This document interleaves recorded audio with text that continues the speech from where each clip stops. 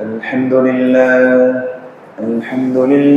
نحمده ونستعينه ونستغفره ونعوذ بالله من شرور أنفسنا ومن سيئات أعمالنا من يهده الله فلا مضل له ومن يضلل فلا هادي له وأشهد أن لا إله إلا الله وحده لا شريك له وأشهد أن محمدا عبده ورسوله أرسله بالحق بشيرا ونذيرا وداعيا إلى الله بإذنه وسراجا منيرا فقد قال الله تعالى في كلامه المجيد وفرقانه الحميد أما بعد فإن خير الحديث كتاب الله وخير الهدي هدي محمد صلى الله عليه وسلم وشر الأمور محدثاتها وكل محدثة بدعة وكل بدعة ضلالة وكل ضلالة في النار. أعوذ بالله من الشيطان الرجيم. بسم الله الرحمن الرحيم. قاف والقرآن المجيد بل عجبوا أن جاءهم منذر منهم فقال الكافرون هذا شيء عجيب أإذا متنا وكنا ترابا ذلك رجع بعيد قد علمنا ما تنقص الأرض منهم وعندنا كتاب حفيظ بل كذبوا بالحق لما جاءهم فهم في أمر مريج أفلم ينظروا إلى السماء فوقهم كيف بنيناها وزيناها وما لها من فروج والأرض مددناها وألقينا فيها رواسي وأنبتنا فيها من كل زوج بهيج تبصرة وذكرى لكل عبد منيب ونزلنا من السماء ماء مباركا فأنبتنا به جنات وحب الحصيد والنخل باسقات لها طلع نضيد رزقا للعباد وأحيينا به بلدة ميتا كذلك الخروج. وقال الله تعالى يا أيها الذين آمنوا ادخلوا في السلم كافة ولا تتبعوا خطوات الشيطان إنه لكم عدو مبين يا أيها الذين آمنوا اتقوا الله حق تقاته ولا تموتن إلا وأنتم مسلمون. وقال الله تعالى يا أيها الذين آمنوا هل أدلكم على تجارة تنجيكم من عذاب أليم. وقال الله تعالى يا أيها الذين آمنوا إذا نودي للصلاة من يوم الجمعة فاسعوا إلى ذكر الله وذروا البيع ذلكم خير لكم إن كنتم تعلمون. وقال النبي صلى الله عليه وسلم عن أبي بكر رضي الله عنه قال رسول الله صلى الله عليه وسلم قال لا يدخل الجنة جسد غزي بالحرام متفق عليه. আলহামদুলিল্লাহ, সমস্ত প্রশংসা, সমস্ত তারিফ সেই মহান আল্লাহ রাব্বুল আলামিনের জন্য, যে মহান রব্বুল আলামিন আমাদেরকে প্রতি জুমার ন্যায় এই জুমাতেও তার পবিত্র জায়গায় উপস্থিত হওয়ার তৌফিক দান করেছেন। সুস্থ অবস্থায় আল্লাহ রাব্বুল আলামিন এখানে আসার তৌফিক দান করেছেন। সেই আল্লাহর প্রতি শুকরিয়া আদায় করি, সকলে বলি আলহামদুলিল্লাহ। অতঃপর দুরূদ ও সালাম বর্ষিত হোক প্রিয় নবী সাইয়্যিদুল মুরসালিন খাতামুন নবিয়্যিন জনাব মুহাম্মদ রাসূলুল্লাহ সাল্লাল্লাহু আলাইহি ওয়াসাল্লামের প্রতি, যে রাসূলের আদর্শ বাস্তবায়ন করাই আমাদের একমাত্র উদ্দেশ্য, একমাত্র লক্ষ্য, একমাত্র উদ্দেশ্য। সেই রাসূলের প্রতি দুরূদ ও সালাম বর্ষিত হোক, সকলে বলি সাল্লাল্লাহু আলাইহি ওয়াসাল্লাম। সম্মানিত উপস্থিতি, আজকে জুমার সংক্ষিপ্ত আলোচ্য বিষয় নিয়ে উপস্থিত হয়েছি। বিষয়টি হচ্ছে হালাল এবং হারাম।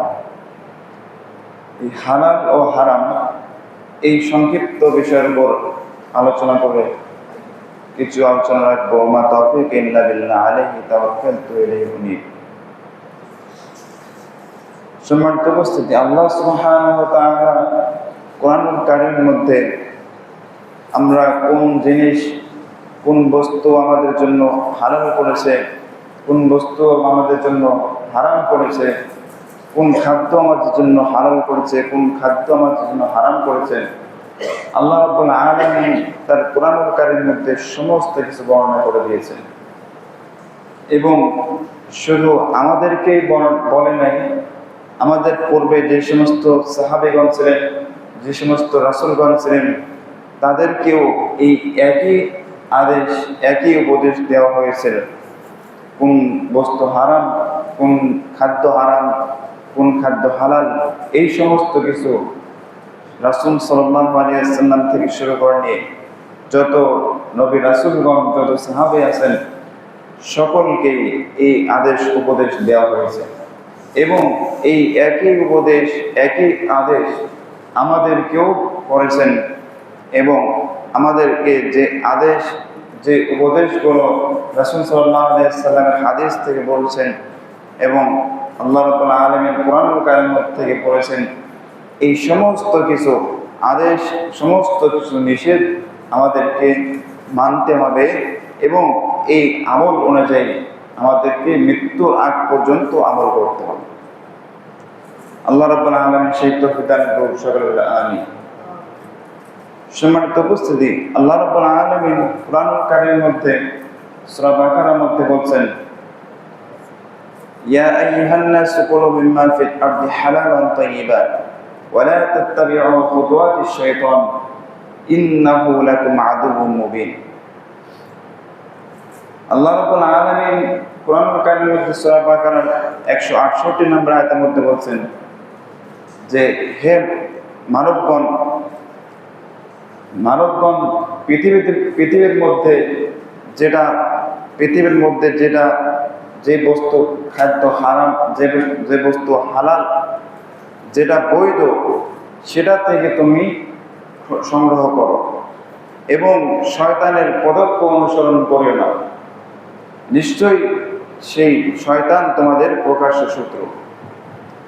তাহলে আল্লাহ রাব্বুল আলামিন এই আয়াতের মাধ্যমে আমাদেরকে বোঝাচ্ছেন, আমাদেরকে বলছেন যে পৃথিবীর মধ্যে যেটা বৈধ, যেটা পবিত্র, যেটা আল্লাহ রাব্বুল আলামিন পবিত্র হিসাবে দিয়েছেন, বৈধ হিসাবে দিয়েছেন, সেটা থেকে তুমি সংগ্রহ করো, খাদ্য সংগ্রহ করো, সেটা থেকে তুমি উপার্জন করো এবং শয়তানের পদক্ষ অনুসরণ করিও না।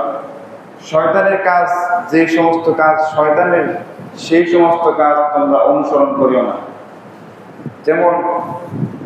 যেমন শয়তান যখন আমরা যখন খাদ্য খাই, তখন রাসূল সাল্লাল্লাহু আলাইহি ওয়াসাল্লাম বাম হাত দিয়ে খেতে নিষেধ করেছেন অথবা দাঁড়িয়ে থেকে খেতে নিষেধ করেছেন। এই সমস্ত কাজ, যে সমস্ত কাজ নিষেধ করেছেন, বাম হাত দিয়ে শয়তান খায়। তাহলে আমরা যদি বাম হাত দিয়ে খাই, তাহলে শয়তানকে অনুসরণ করা হয়ে গেল। আর যেটা শয়তান যেই খাদ্যের মধ্যে শয়তান অংশগ্রহণ করে, যেই খাদ্যের মধ্যে, যেই কাজের মধ্যে শয়তান অংশগ্রহণ করে, সেই কাজের মধ্যে আল্লাহ সুবহানাহু ওয়া তাআলা বরকত দেন না। যেই খাদ্যের মধ্যে শয়তান অংশগ্রহণ করে, সেই খাদ্যের মধ্যে আল্লাহ রাব্বুল আলামিন বরকত দেন না।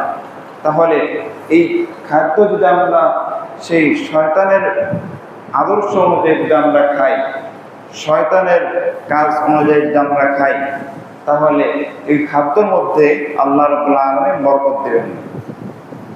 এই জন্য রাসূল সাল্লাল্লাহু আলাইহি ওয়াসাল্লাম নিষেধ করেছেন যে তোমরা শয়তানের পদার্থ, তোমরা শয়তানের কাজ অনুসরণ করিও না। আল্লাহ রাব্বুল আলামিন নিষেধ করেছেন। নিশ্চয়ই শয়তান আমাদের প্রকাশ্য শত্রু।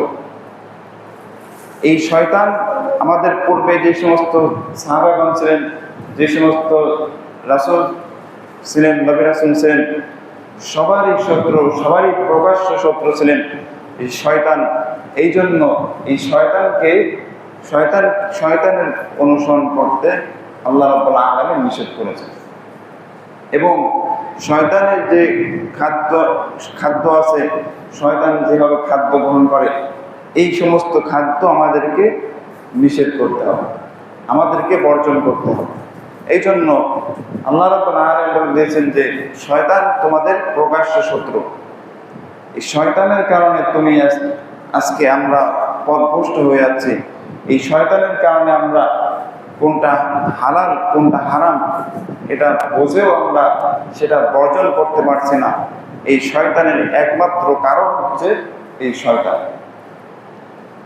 এই শয়তান আপনাকে এমনভাবে আপনার মনের মধ্যে এমনভাবে গেঁথে বসেছে, এমনভাবে বসে আছে যে আপনি হাজার চেষ্টা করলেও সেই শয়তানের কাজগুলো বর্জন করতে পারছেন না। শয়তানের কাজগুলো, যে সমস্ত কাজ, যে সমস্ত হারাম কাজ, ওই সমস্ত কাজ আপনি বর্জন করতে পারছেন না। এর কারণ শয়তান আপনাকে এমনভাবে আবদ্ধ করে রেখেছে, শয়তানের জালের মধ্যে আপনাকে এমনভাবে পেঁচিয়ে রেখেছে যার মধ্যে থেকে আপনাকে বের করে দিচ্ছে না। সম্মানিত উপস্থিতি, এই জন্য আমাদেরকে সবসময় যেই কাজই আপনি শুরু করবেন, যেই কাজে যত ভালো কাজ হোক, যত ভালো কাজের শুরুতে আপনি যখন কাজ শুরু করবেন তখন বিসমিল্লাহ বলে শুরু করবেন। এবং ওই কাজের মধ্যে যখন আপনি বিসমিল্লাহ বলে ওই কাজটা শুরু করবেন, তখন ওই কাজের মধ্যে আল্লাহ সুবহানাহু ওয়া তাআলা বরকত দিবেন। আপনি যখন খাদ্য গ্রহণ করবেন তখন বিসমিল্লাহ বলে খাদ্য খাবেন। আবার যদি দোয়া খাওয়ার সময় যদি আপনি দোয়া ভুলে যান, তাহলে আরও একটা দোয়া শিখিয়ে দিয়েছেন, বিসমিল্লাহি আউওয়ালা ওয়া আখিরা। আপনি যদি দোয়া ভুলে যান তাহলে এই দোয়াটা করে আপনি খাদ্য শুরু করবেন। এবং খাওয়ার মাঝখানে আলহামদুলিল্লাহ বলবেন, এবং খাওয়ার শেষেও আলহামদুলিল্লাহ বলবেন।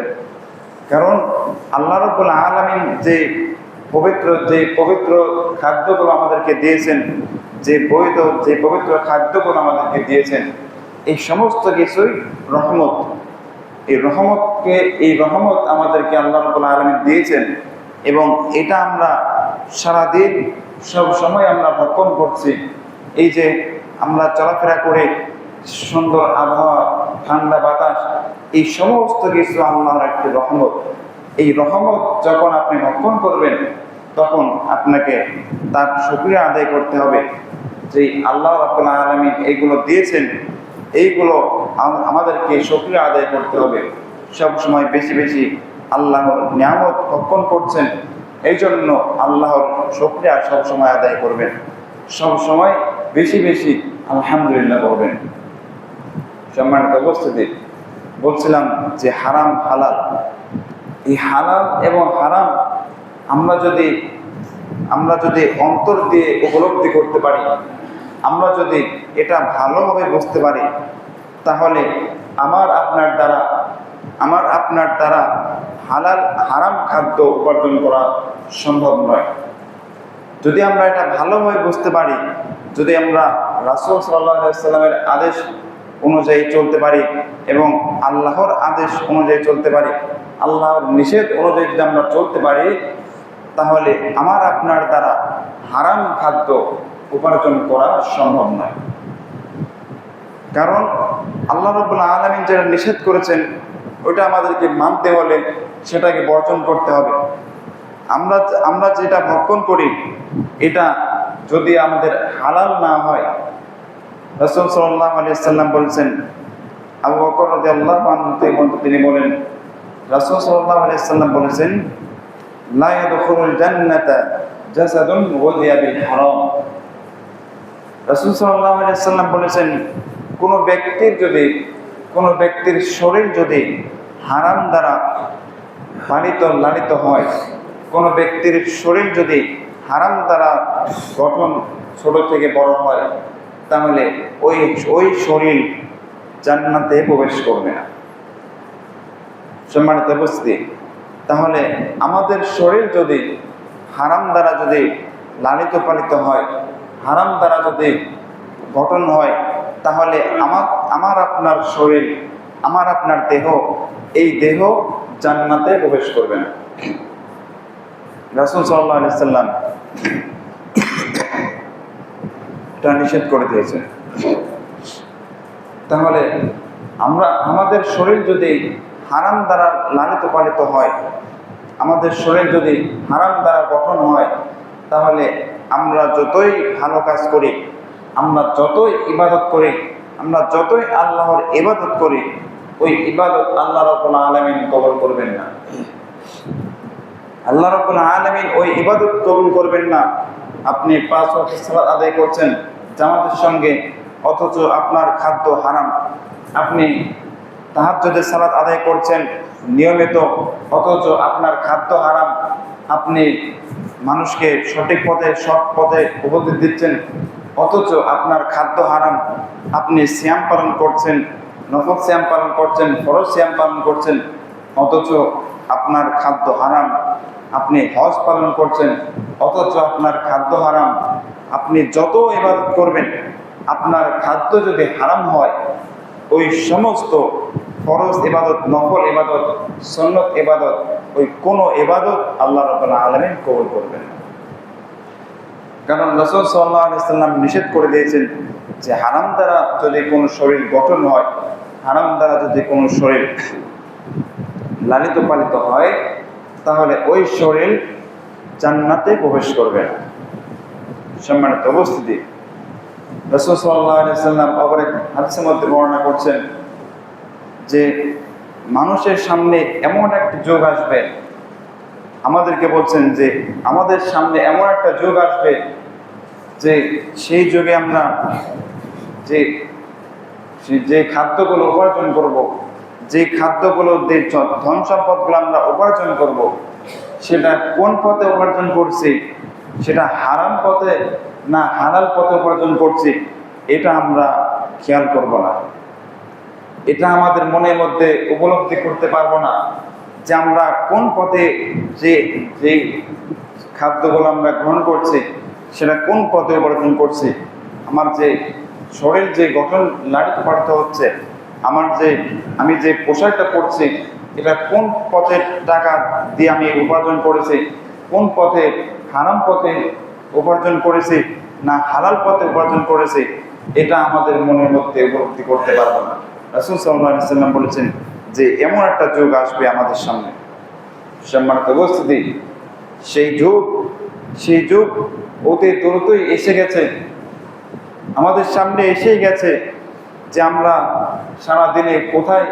সারাদিনে কোথায় কোন পথে টাকা উপার্জন করছে, কোন পথে আমার ধন সম্পদ উপার্জন করছে, এটা আমরা দিন শেষে কেউ চিন্তা করি না, দিন শেষে আমরা কেউ উপলব্ধি করি না, দিন শেষে আমরা কেউ ভাবি না যে এই যে সারাদিনে যে আমি টাকা উপার্জন করলাম, সারাদিনে যে আমি যত কিছু খাদ্য উপার্জন করলাম, এগুলা কোন পথ থেকে আমি উপার্জন করলাম, হারাম পথ থেকে উপার্জন করলাম না হারাম পথ থেকে উপার্জন করলাম, এটা আমরা চিন্তা করি না, এটা আমাদের মনের মধ্যে উপলব্ধি করতে পারি না।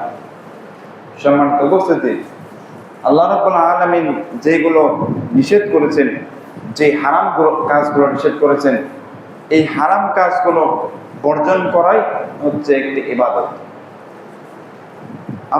আমরা যে হারাম কাজগুলো বর্জন করব, আমরা যে হারাম কাজগুলো বর্জন করব, এই বর্জন করার কারণে আপনি একটা ইবাদত করলেন। কারণ আল্লাহ রাব্বুল আলামিন এটা নিষেধ করেছেন। আল্লাহ রাব্বুল আলামিনের নিষেধ, আল্লাহ রাব্বুল আলামিনের আদেশ, এটা মানার নাম এবং না মানার নামই হচ্ছে একটি ইবাদত। আমরা শুধু বুঝি যে সালাত আদায় করা একটা ইবাদত, সিয়াম পালন করা একটা ইবাদত, হজ পালন করা একটা ইবাদত, শুধু এগুলোই ইবাদত নয়।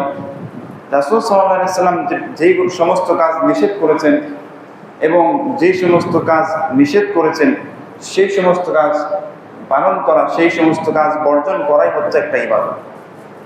আল্লাহ রাব্বুল আলামিন যে সমস্ত কাজ নিষেধ করেছেন, যে সমস্ত কাজ আদেশ করেছেন, এই সমস্ত কাজ পালন করা অথবা বর্জন করা, এই বর্জন করাই হচ্ছে একটি ইবাদত। তাহলে আমরা সমস্ত কাজ, যে সমস্ত কাজ আমরা করব সেই সমস্ত কাজই একটা কি ইবাদত। আর এই ইবাদত যদি আমার আপনার কবুল না হয়, এই ইবাদত যদি হারাম খাদ্য দ্বারা যদি আমাদের শরীর গঠিত হয়, আপনার ছেলে মেয়ে কোন খাদ্য গ্রহণ করে বড় হচ্ছে, আপনি নিজে কোন খাদ্য গ্রহণ করছেন, এই সমস্ত কাজ আমাদেরকে প্রত্যেক দিন আমাদেরকে ভেবে চিন্তা করতে হবে। কারণ রাসূল সাল্লাল্লাহু আলাইহি ওয়াসাল্লাম যেটা নিষেধ করেছেন সেটা নিষেধ, এবং যেটা আদেশ করেছেন সেটা আদেশ পালন করতেই হবে। যদি আমরা এর বিপরীত যাই, যদি আমরা এর বিপরীত যাই, তাহলে এর বিকল্প কোনো রাস্তা থাকবে না। কারণ যেটা রাসূল সাল্লাল্লাহু আলাইহি ওয়াসাল্লাম নিষেধ করেছেন সেটা আমরা কোনোভাবেই সেটা বাস্তবায়ন করতে পারবো না। যেটা রাসূল সাল্লাল্লাহু আলাইহি ওয়াসাল্লাম নিষেধ করেছেন যে একজন ব্যক্তি যদি, একজন ব্যক্তির শরীর যদি, একজন ব্যক্তির গায়ের গোশত যদি হারাম খাদ্য দ্বারা লালিত পালিত হয়, হারাম খাদ্য দ্বারা যদি সেটা বড় হয়, তাহলে ওই শরীর, ওই গোশত, ওই শরীর জান্নাতে প্রবেশ করবেন, ওই শরীর যাবে জাহান্নামে। তাহলে আমার আপনার শক্তি নাই, আমার আপনার কোনো ক্ষমতা নাই যে জাহান্নামে যেহেতু লিখে রাখা হয়ে গেছে, আমি আপনি জান্নাতে কোনো মতেই প্রবেশ করতে পারবো না। যদি আমরা সেই হাদিস আমরা যদি অনুসরণ না করি, যদি আমরা সেই আল্লাহ রাব্বুল আলামিনের কোরআনের আয়াত যদি আমরা অনুসরণ না করি, তাহলে আমি আপনি কোনোভাবেই সেটা জাহান্নাম থেকে জান্নাতে প্রবেশ করতে পারবো না। এটা আমার আপনার ক্ষমতা নাই, এটা পৃথিবীতে কোনো কারোর ক্ষমতা নাই, এমনকি রাসূল সাল্লাল্লাহু আলাইহি সাল্লামেরও ক্ষমতা নাই যে আপনি একজন গুনাহগার ব্যক্তি, আপনি একজন গুনাহগার ব্যক্তি, আপনার জন্য জাহান্নাম লিখে রাখা হয়ে গেছে, আপনার জন্য জাহান্নাম নির্ধারিত হয়ে গেছে, রাসূল সাল্লাল্লাহু আলাইহি সাল্লাম আপনাকে জান্নাতে প্রবেশ করতে পারবেন। সম্মানিত উপস্থিতি, এই কারণে আমাদেরকে যেগুলো নিষেধ করেছেন, আল্লাহ রাব্বুল আলামিন যেই হালাল খাদ্য থেকে উপার্জন করতে বলেছেন, যে হালাল বস্তু থেকে আমাদেরকে উপার্জন করতে বলেছেন, সেটা থেকেই আমাদেরকে উপার্জন করতে হবে। আপনি আল্লাহ রাব্বুল আলামিন আপনার রিজিকে যতটুকু আপনাকে দিয়েছেন, যতটুকু পরিমাণ আপনাকে দিয়েছেন, এর বেশিও আপনি কোনো সময় পাবেন না। আপনি মৃত্যুর আগ পর্যন্ত আপনার রিজিকে যত খাদ্য লিখিত আছে, আল্লাহ রাব্বুল আলামিন এই রিজিক আপনাকে না খাওয়া পর্যন্ত মৃত্যুবরণ করাবেন।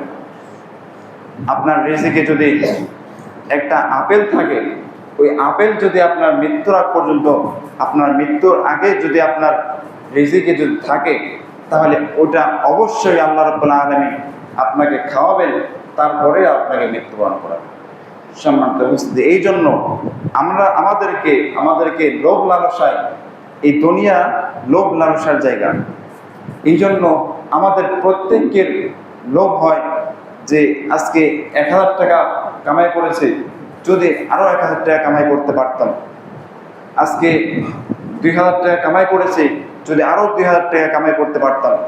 এই যে আমাদের আকাঙ্ক্ষা, আমাদের যে আশা, এই আশাটা আমাদেরকে এই কারণে আমরা শয়তানের পক্ষে চলে যাচ্ছি। এই কারণে আমাদের চাহিদা, আমাদের যে উপার্জন, এটা হারাম পথে চলে যাচ্ছে।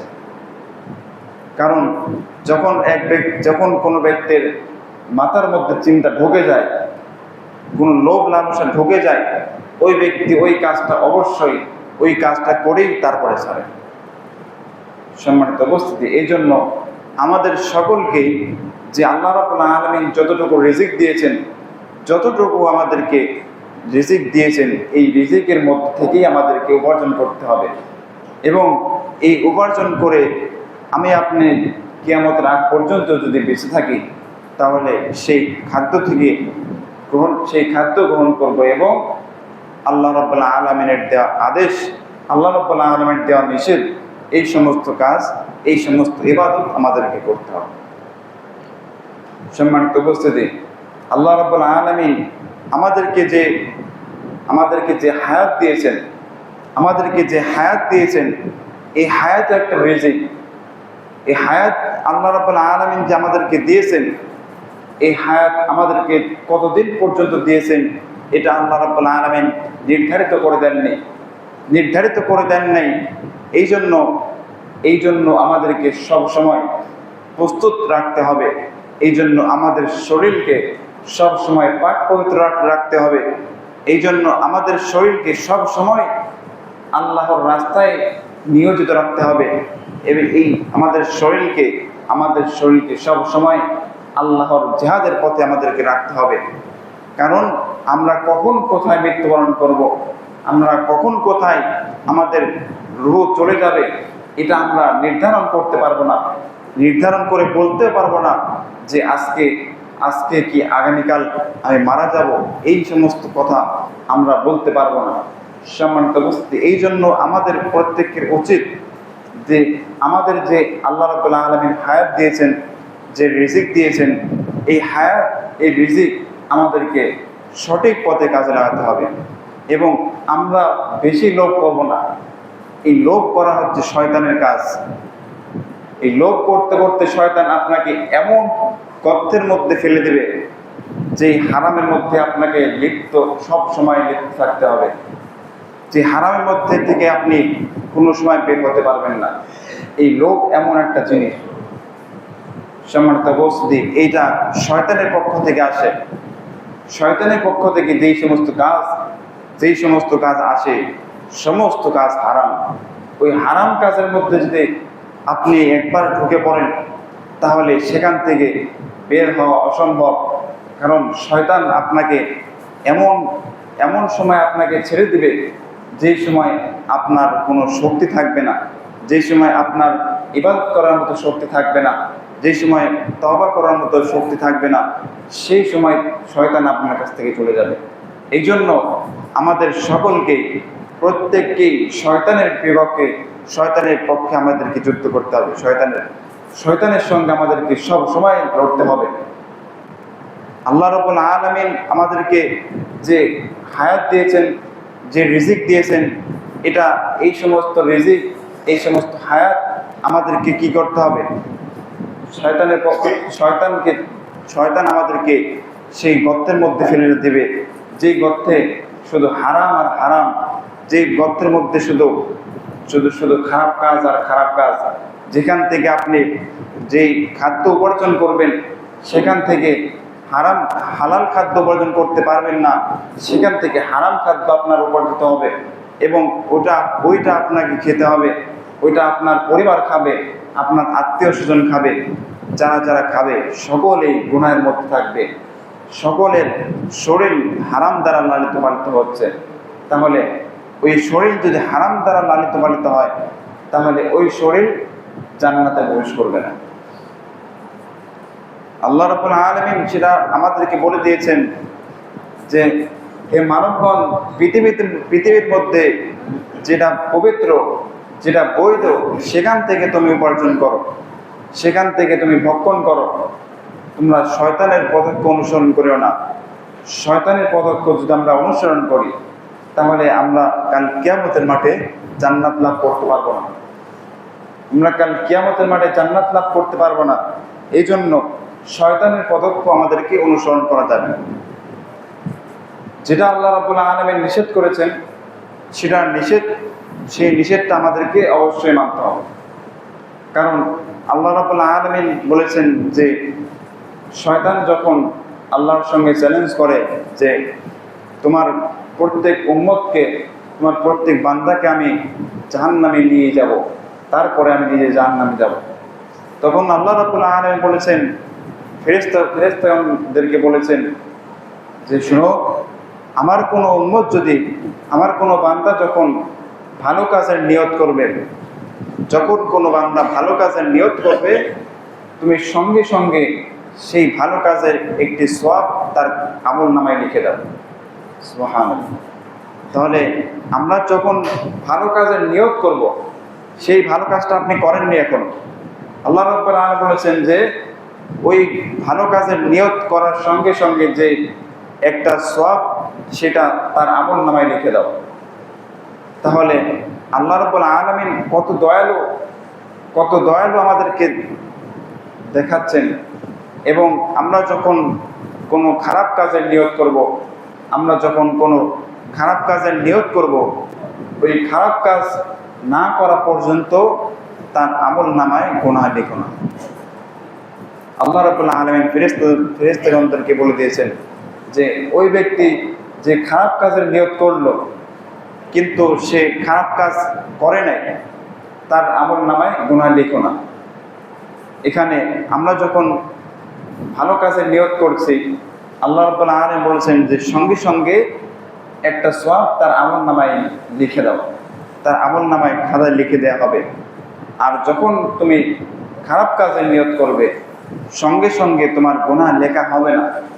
যখন তুমি ওই খারাপ কাজটা করে ফেলবে, ওই খারাপ কাজটা তোমার দ্বারা হয়ে গেছে, তখন আল্লাহ রাব্বুল আলামিন বলছেন যে তার আমল নামায় গুনাহ লেখো। তাহলে আল্লাহ রাব্বুল আলামিন আমাদের কত ছাড় দিয়ে রেখেছেন, আমাদেরকে কত বড় ছাড় দিয়ে রেখেছেন যে গুনাহ কাজের মধ্যে আমরা ঢুকতেই পারবো না, এমনভাবে ছাড় দিয়ে রেখেছেন যে আমরা যখন ভালো কাজের নিয়ত করব, সঙ্গে সঙ্গে আল্লাহ রাব্বুল আলামিন একটা সওয়াব লিখে দিবেন। আর খারাপ কাজের নিয়ত করলে ওই কাজটা করার পরে আল্লাহ রাব্বুল আলামিন গুনাহ লিখবেন।